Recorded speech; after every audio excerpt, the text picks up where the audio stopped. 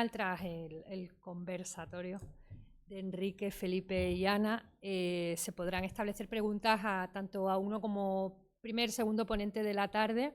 Yo procedo a presentar al profesor López Gómez. Siempre lo digo al revés. Óscar López como el ministro. Es verdad. Pero no soy ministro, por Es suerte. verdad. Siempre lo digo al revés. No entra en mi agenda eso. Es algo mucho mejor. En cualquier caso, vamos a pasar con la segunda ponencia. Vamos a ser muy estrictos con el tiempo, también en la parte dinámica con el doctor Soria y con Ana y con Felipe, porque el propio conversatorio va a fomentar el dinamismo final de planteamientos, enfoques, preguntas que podáis compartir, y que para eso Felipe está aquí esta tarde acompañándonos, porque fue ideador del proyecto, de ejecutarlo, al cual le agradezco, y también va a ser el moderador de esa segunda parte, mucho más dinámica quizá, donde vamos a poder plantearnos interrogantes desde el principio, y desde el principio el conversatorio busca ese dinamismo que luego el público podrá resolver en alguna duda final. Pero vamos a ser muy estrictos con el tiempo. Tenemos media hora más para la presentación de Óscar y otra media hora para el conversatorio, con unos breves minutos finales de participación de sus preguntas e intereses, inquietudes, que también están aquí por algo. Y además, insisto, les vuelvo a agradecer que en esta calurosa, infernal tarde de 40 grados pues estén aquí acompañándonos, por supuesto. Para presentar a Óscar, además de indicar que también colabora con el museo de forma muy activa en la actualidad, bueno, es profesor titular de Historia Medieval de la Universidad de Castilla-La Mancha en su Facultad de Humanidades y secretario de la SEM, de la Sociedad Española de Estudios Medievales, con la cual también tenemos algunas vías de colaboración en ciernes desde el museo. Su labor investigadora se está orientando hacia la paz, el conflicto en la Castilla bajo medieval, aborda el plano conceptual, teórico de estas relaciones o interrelaciones sociales con el enfoque ideológico, político que escondían estos movimientos sociales, ¿no? Qué interesante, por cierto, Ricardo, abordar e incidir en la documentación que conserva la ciudad de Toledo, poco estudiada, quizá por otro lado, queda todavía mucho más desarrollo en la investigación para poder abordar un contexto mucho más amplio, ¿no? Volviendo a la presentación con el profesor Óscar López, su estudio explora y enfoca estos temas desde el análisis de la paz como categoría discursiva en los ámbitos regios, en los discursos propagandísticos, dinámicas de violencia, conflictividad urbana, especial énfasis en las élites de esta Castilla bajo medieval, los sectores marginales y las revueltas populares, como la que nos va a contar a partir de ahora. En la fecha que lo cambió todo, en el año 1449, la primera rebelión conversa en la historia de Castilla. Por destacar alguna publicación entre las prolíficas que tiene, pues La sociedad amenazada, crimen, delincuencia y poder en Toledo a finales del siglo XV, o artículos distintos, como entre otros el artículo que vincula la revuelta de 1449, u otro titulado La violencia de la comunidad, movilizaciones colectivas, también del mismo enfoque, luchas antiseñoriales y control del territorio en la sublevación toledana del 49. Vamos a descubrir de tu mano, Óscar, agradecértelo también, y también a la SEM, a la Sociedad Española de Estudios Medievales, la predisposición a colaborar con el museo y en este marco de análisis científico y académico vincular la descripción de los acontecimientos históricos y las consecuencias que tuvo, que luego en la parte de conversatorio seguro que podremos seguir desgranando. Así que sin más, te doy la palabra, Óscar. Muchísimas gracias. Muy bien, pues muchas gracias por la presentación, Carmen. Es un placer estar esta tarde con todos ustedes. También es un placer estar ustedes aquí con el calor que hace allá afuera, ¿verdad? Con el aire acondicionado. Así que bueno, vamos a intentar no ser muy aburridos. Les voy a hablar de un tema que es un foco de investigación muy interesante hoy en día. Es una línea de investigación que tengo abierta desde hace ya bastante tiempo. Prometo no aburrirles. Simplemente me voy a centrar en 5 cuestiones. Voy a intentar ser bastante didácticos, aunque dé algún dato más de carácter más científico y demás, pero bueno, voy a intentar ser didáctico en este sentido, divulgativo. ¿Cómo que el año que lo cambió todo? ¿1449? ¿Por qué lo cambia todo? ¿Qué cambia? Pues cambia el hecho de que hasta este momento, hasta este año, hasta 1449, y enlazo con la conferencia que ha dado el profesor Ricardo Izquierdo, que así, parece que lo hemos hecho aposta, él ha acabado justo donde yo voy a empezar. En este año hay un cambio radical frente a los judeoconversos. Hasta entonces había críticas individuales, soterradas, no tan soterradas, pero no había habido un alzamiento colectivo de una ciudad entera para acabar con los judeoconversos. A partir de aquí, el problema judeoconverso se convierte en un problema de conflictividad social de alta envergadura, digamos. Y de hecho, realmente el arranque de la Inquisición, lo que va a obligar a establecer la Inquisición, va a ser la revuelta de 1449. A partir de aquí, la violencia contra los judeoconversos, digamos que se va a desatar totalmente en toda Castilla. Primero en Toledo y luego en otras muchas ciudades. Es cierto que había habido algún conato de rebelión anterior contra ellos, por ejemplo en Sevilla en 1433, pero realmente la primera gran revuelta anticonversa de la historia de Castilla es esta de la que voy a hablarles. Ya digo, voy a seguir este esquema que ven en pantalla, simplemente 5 puntos, una pequeña introducción, hechos, secuelas, memoria y unas conclusiones generales, y me voy a intentar adaptar al tiempo lo máximo posible. En la exposición permanente, en la nueva mirada a esa exposición permanente del Museo Sefardí, aparecen algunas cartelas donde se habla precisamente de la conversión de los conversos, los problemas que hubo con ellos, la violencia que se desató. En una de las cartelas, precisamente dedicada a los conversos, o en otra cartela se habla de la Inquisición. Realmente la revuelta de 1449 está en la base de estas cartelas, ¿no? Lo que explica, lo que pone aquí, en gran parte viene de la revuelta de la que les voy a hablar esta tarde. Desde el punto de vista historiográfico, esta revuelta se puede marcar dentro de 2 líneas de análisis.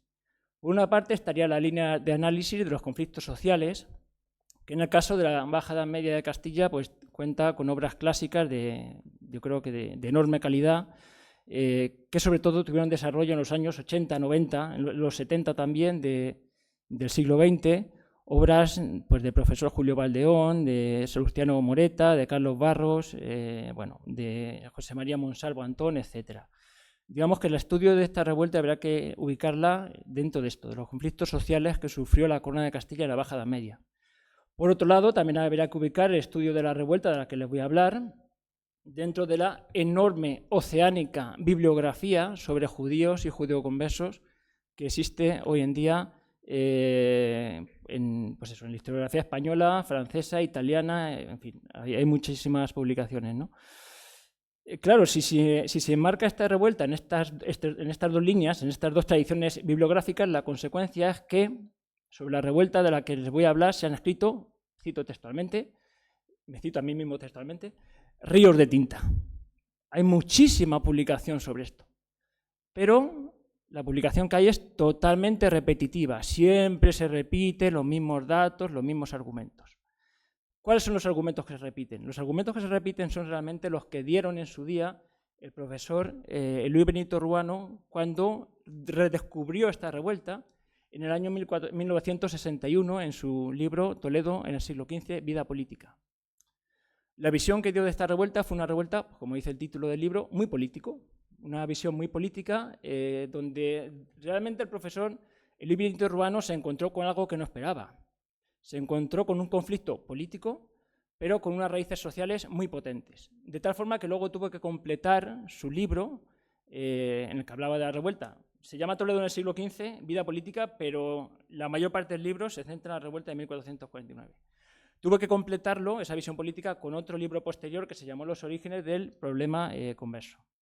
Durante años, esta fue la única interpretación de la revuelta, aunque un profesor inglés, Nicholas G. Round, publicó un artículo donde criticaba a Luis Benito Ruano de un planteamiento social dentro del materialismo histórico, diciendo que lo que había habido aquí había sido una revuelta de obreros contra burgueses.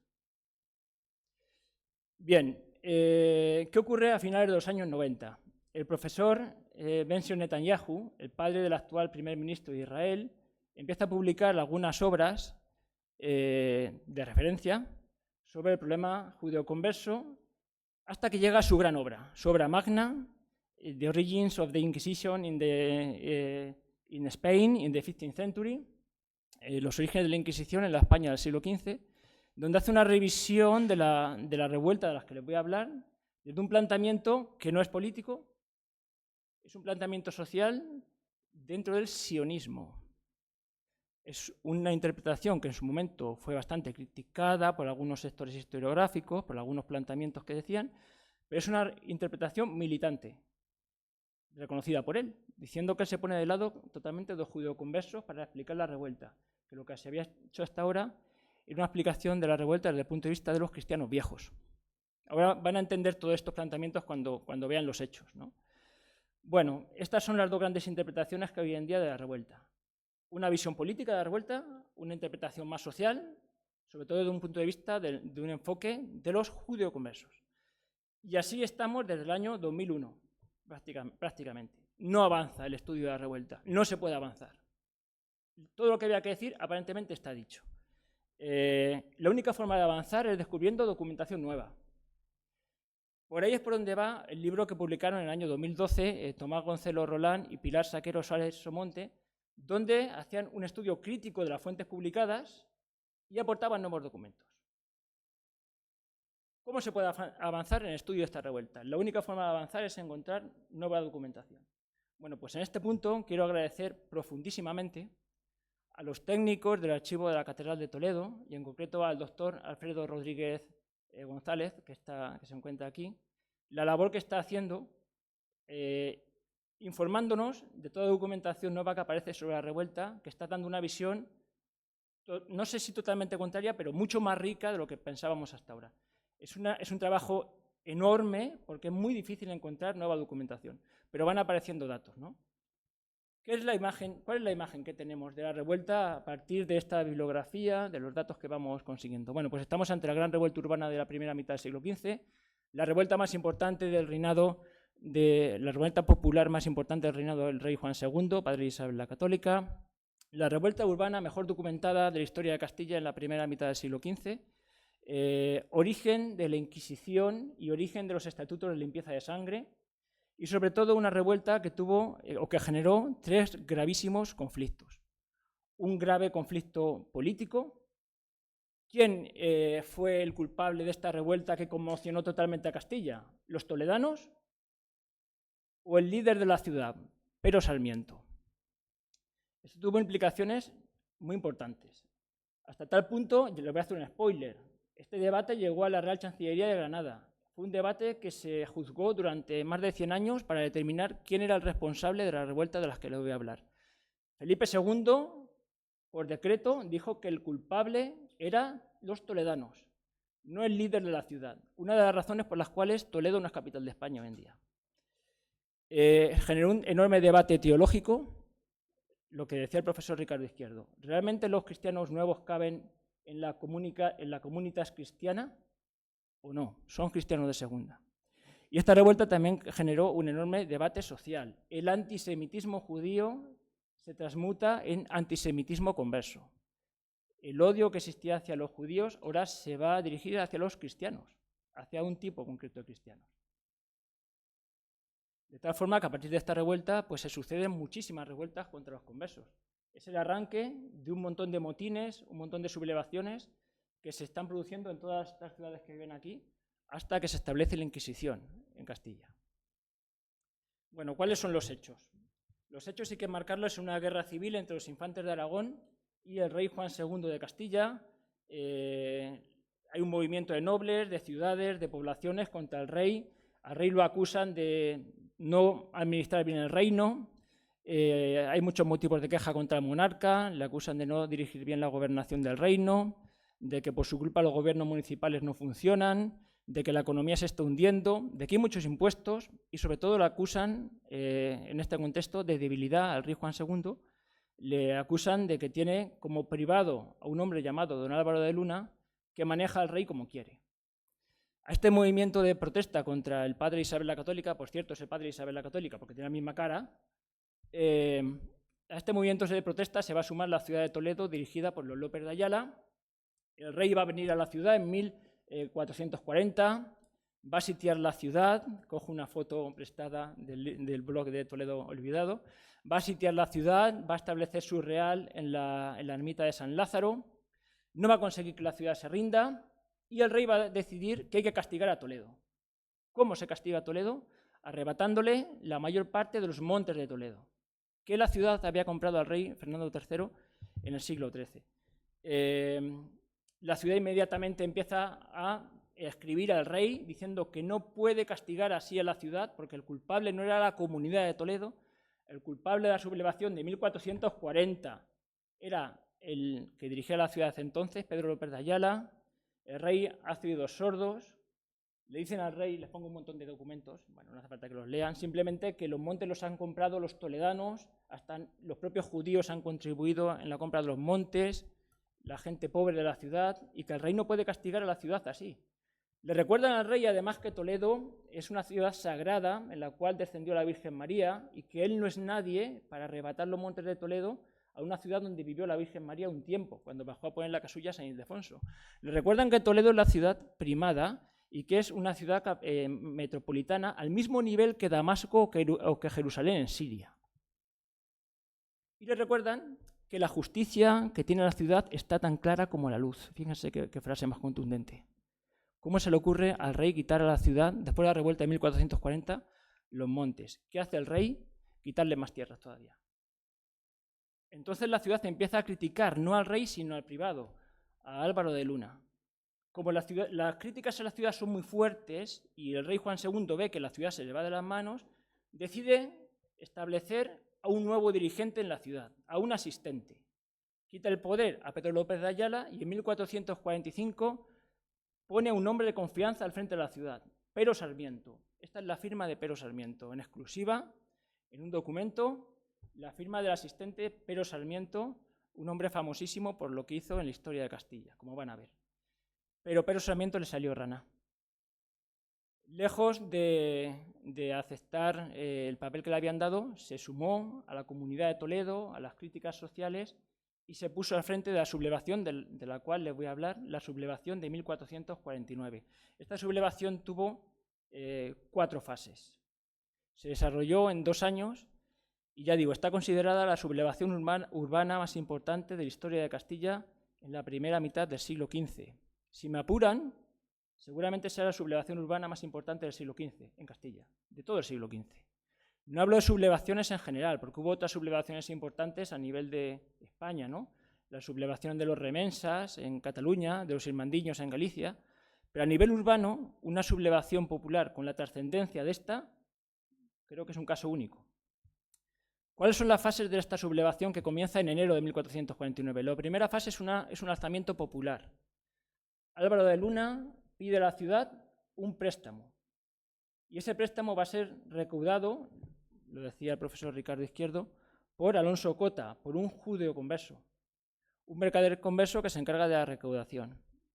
Inmediatamente, el lunes 27 de enero, la población se subleva contra ese empréstito, tocan una campana grande que había en la catedral y van a quemar las casas de Alonso Cota. Por suerte sabemos dónde estaban las casas de Alonso Cota y las hemos identificado. Están en la calle Núñez de Arce número 14, creo que era, si no estoy confundido. Número 12. De hecho, incluso podemos interpretar por dónde fue la muchedumbre desde la Catedral de Toledo a las casas a quemarlas ese lunes 27 de enero. Las casas fueron saqueadas, fueron quemadas. Los judeoconversos, viendo que empezaban a atacarles porque el recaudador era judeoconverso, se armaron y empezaron a luchar por las calles. Hubo una auténtica guerra civil por las calles, con enfrentamientos, muertos.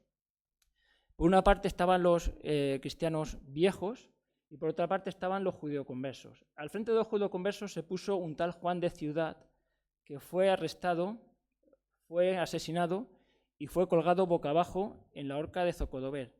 No voy a entrar en esto, pero el hecho de... Bueno, esto es una imagen hecha por inteligencia artificial. Me van a perdonar porque ese cuerpo es difícilmente entendible. Bueno, pero esto es lo que hace la IA, ¿vale? Bueno, Juan de Ciudad fue colgado de los pies. De hecho, colgar por los pies tiene un significado semiótico. Alguien que le cuelgan por los pies es alguien invertido. Es la antítesis del bien, es el mal, es la oscuridad. De hecho, cuando pasaban junto a su cadáver, lo esculpían, lo orinaban, le clavaban cuchilladas, porque era una forma de solidarizarse con la comunidad cristiana vieja. Y si eso no se hacía, era como que se estaba rechazando la justicia de la comunidad cristiana vieja. Bueno, pues así se produjo el alzamiento popular y luego, a partir de marzo, se suma a la revuelta Pero Sarmiento y comienza lo que se conoce como la dictadura de Pero Sarmiento. Una dictadura que va a implicar cosas como, por ejemplo, son cosas que no se han estudiado hasta ahora, ¿eh? Simplemente les doy algunas pinceladas. Por ejemplo, se crea un nuevo sistema de gobierno en la ciudad y la ciudad empieza a estar gobernada por los alcaldes de la hermandad. O sea, se acaba con el regimiento, que ha estudiado el profesor Aranda Pérez, que está aquí con nosotros también. Se acaba con el regimiento, se acaba con el cabildo de jurados y se crea una nueva institución de gobierno. Se arresta y se destierra a muchos judeoconversos y opositores políticos. Aparece una idea mesiánica en la ciudad, aparece una nueva ideología en la ciudad. Se dice que la ciudad está dirigida por el Espíritu Santo, que estamos ante la santa ciudad de Toledo y que la ciudad de Toledo no solo se opone a Álvaro de Luna, sino incluso al rey y, si hace falta, al Papa. La ciudad tiene razón en lo que está reivindicando. El rey viene a someter la ciudad y le responden lanzándole pedradas, insultándole, burlándose del rey. Y en este contexto hay dos medidas fundamentales. La primera, el 5 de junio se crea el primer estatuto de limpieza de sangre que conocemos, por el cual se prohíbe a los escribanos públicos conversos dar fe notarial en la ciudad. De tal forma que es el primer estatuto de limpieza de sangre de la historia de Castilla. Ya había habido algunos en algunas cofradías y demás, pero bueno, digamos que en una ciudad a este nivel hasta ahora no se había creado nunca. Y por otro lado, y esto es la polémica, se crea un tribunal de la Inquisición, dirigido por el refitor de la catedral, por el canónigo Pero López de Gálvez. Un tribunal de la Inquisición que va a quemar en la hoguera a un número que desconocemos de judeoconversos. No sabemos cuántos, pero se sabe que se creó un tribunal de la Inquisición. De ahí lo que dice Netanyahu, de que el origen de la Inquisición en España es este tribunal, que se crea en el verano del 49, la primavera-verano del 49 en Toledo.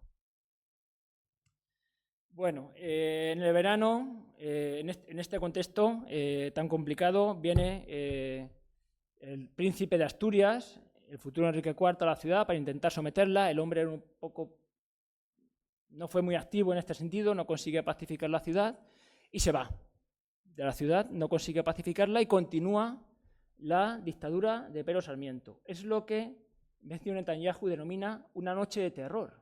Él habla de noche de terror directamente para los judeoconversos, porque ni siquiera un príncipe es capaz de frenar la oleada de violencia que había, ¿no? No solo eso, fíjense que mientras que la violencia está en las calles, se inicia el debate teológico más importante del siglo XV en la península ibérica, sobre la asimilación de los judeoconversos. A partir del verano de 1449 empiezan a aparecer escritos a favor y en contra de la asimilación de los judeoconversos al cristianismo. Bueno, la pacificación definitiva de la ciudad va a llegar a finales de 1449 y va a ser obra de tres hombres digamos, de la corte del príncipe Enrique: don Juan Pacheco, marqués de Villena; don Pedro Girón, su hermano, el maestre de Calatrava; y don Lope de Barrientos, el obispo de Cuenca. Estos son los hombres que van a pacificar la ciudad. Es curioso porque cuando estos hombres llegan, lo primero que van a hacer va a ser mandar encarcelar a la mano derecha de Pero Sarmiento, que era el bachiller Marcos García de Mora. Este bachiller ha pasado la historia, según menciona Netanyahu, por ser un auténtico Hitler, por sus ideas radicales. De hecho, estando preso en el Alcázar, en noviembre de 1449 escribió un memorial donde decía cosas como estas. La parte de abajo: no hubo en ello, es decir, no hubo en matar a todos ningún error, salvo dejar uno vivo. Había que haber matado a todos los judeoconversos. Esto es apología del Holocausto. Bueno, también decía cosas como que si sangraban a un rey y una persona del pueblo, a un rey enfermo y una persona del pueblo, la sangre de la persona del pueblo sería mejor que la sangre del rey, lo cual en esta época era totalmente revolucionario también. ¿De acuerdo? Bueno, pues en esta segunda fase, en medio de la violencia, ocurrió esto. La tercera y la cuarta fase, no voy a entrar en ellas, simplemente son las fases de la pacificación de la ciudad. ¿Cuáles son las secuelas de esta revuelta? Bueno, pues esta revuelta tuvo secuelas enormes a nivel internacional. Por primera vez el papado se encuentra con un problema que no se había planteado hasta ahora. ¿Hasta qué punto los conversos son cristianos de primera o de segunda? el Papa Nicolás V tiene que empezar a gestionar esta cuestión, que es un problema teológico para el cual la Santa Sede no estaba preparada en estos momentos. No había un análisis teológico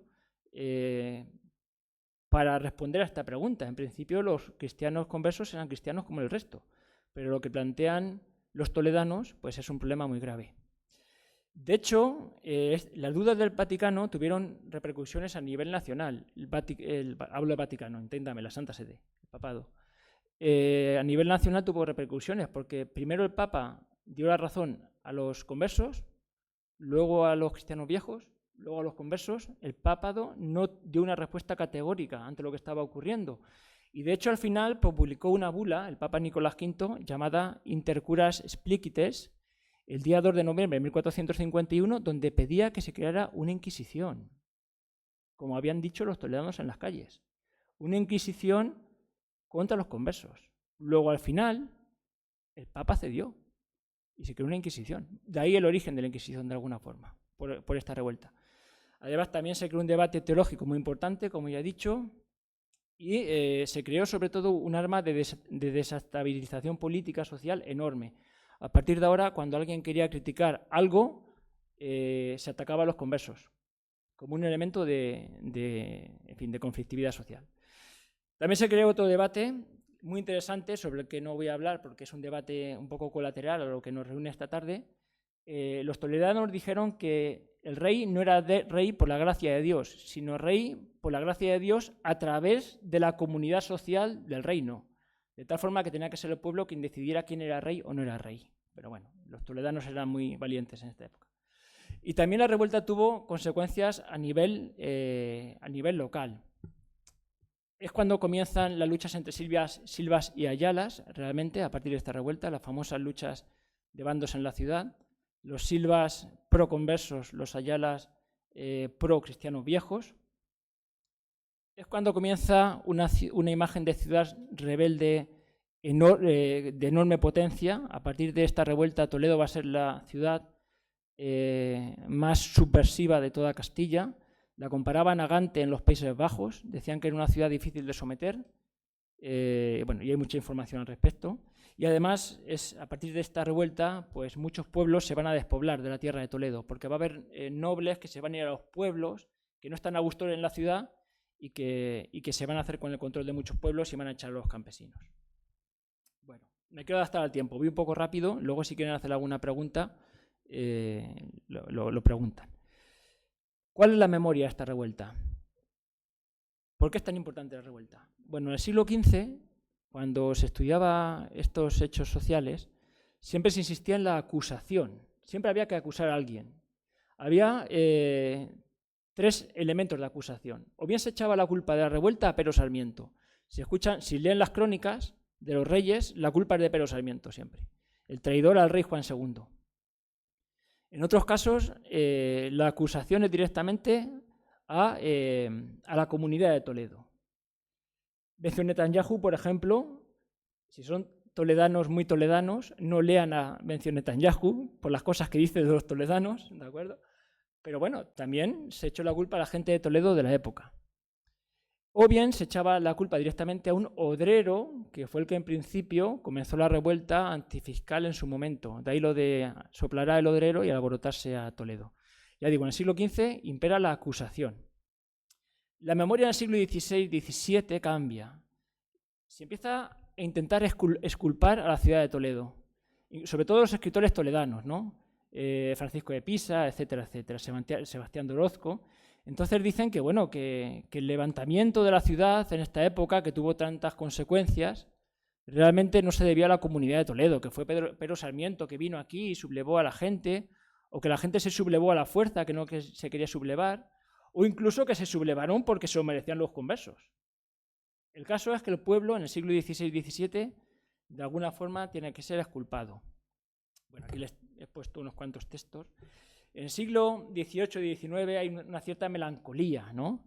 Dice que, bueno, que la revuelta en realidad lo que ocurrió es que había muchos odios y muchas miserias en la ciudad y que cuando hay odios y miserias, pues siempre hay revueltas como la que ocurrió. En fin, son visiones parciales, ideológicas, y poco más, ¿no? Realmente, esta revuelta, ¿cuándo se empieza a estudiar científicamente? Pues ya les he nombrado a dos gigantes de la historia, ¿no? Dos historiadores muy importantes, al profesor Luis Benito Ruano, a su izquierda, y al profesor Benjamin Netanyahu. En el siglo XX es cuando comienza el análisis histórico y estamos en el siglo XXI. En el siglo XXI lo que se está haciendo es buscar nuevas fuentes, como les decía, y nuevas interpretaciones de la revuelta. No sé si conocían la revuelta de 1449, los especialistas lo conocemos porque es una revuelta muy importante, pero todavía hay muchas cosas que decir, a pesar de los problemas que hay para estudiarla, ¿no? Simplemente quiero acabar, me voy a adaptar al tiempo como un guante, con una serie de conclusiones generales a partir de lo que he nombrado. En primer lugar, estamos ante una revuelta fiscal. Comenzó realmente con un motín antifiscal, pero tiene profundas raíces sociales y políticas. Esta revuelta lo que evidencia es que las explicaciones sencillas no sirven. Es una revuelta que se puede enfocar desde el punto de vista muy poliédrico, desde un punto de vista político, social, ideológico. No es fácil entender la revuelta. Si hacemos un análisis parcial, siempre nos falta una perspectiva, siempre nos faltará algo. Por otro lado, es una revuelta que va a conseguir que el discurso anticonverso se instrumentalice como catalizador del conflicto a gran escala, ¿no? A partir de ahora, cuando hay un conflicto a gran escala en Castilla, el factor judío-converso va a estar siempre presente. Los judíos conversos son el chivo expiatorio siempre. Antes eran los judíos, ahora van a ser los judíos y los judío-conversos, a quien echar la culpa de todo. Además, es una revuelta cuyas secuelas económicas e ideológicas consolidaron una memoria dividida. A lo largo del siglo XVI, XVII, XVIII, había en Toledo gente pro-conversa y había en Toledo gente pro-linda. Los lindos eran los cristianos viejos, los marranos eran los cristianos nuevos, ¿no? De hecho, es un hito clave, les he puesto, en la construcción de la memoria política y social urbana en Castilla. Es la revuelta popular con mayor presencia en las fuentes cronísticas de toda la Baja Edad Media. La única revuelta con más presencia en las crónicas es la revuelta de los comuneros. Lo digo para que vean la repercusión del acontecimiento histórico. Además, como digo, es un hito clave en el establecimiento de la Inquisición y los estatutos de limpieza de sangre. Y bueno, el antisemitismo judío se convirtió en antisemitismo converso. Entonces me dirán, pero en las cartelas del Museo Sefardí no aparece la palabra, no aparece 1449 por ningún sitio. ¿Cómo es eso? Si es una revuelta tan importante, ¿por qué en las cartelas del museo no aparece la revuelta? Creo que no debe aparecer todavía, por dos razones. Lo primero, porque no hay restos materiales. Bueno, hay algunos restos documentales, pero no hay restos materiales. Y lo segundo, porque creo que a pesar de lo que se ha escrito, esos ríos de tinta de los que les hablaba, en algunas cuestiones estamos en pañales todavía y tenemos que investigar pues muchísimo más sobre la revuelta. Así que bueno, disculpen por las prisas, disculpen por la premura, pero voy a acabar en 29 minutos y 30 segundos. Así que muchas gracias.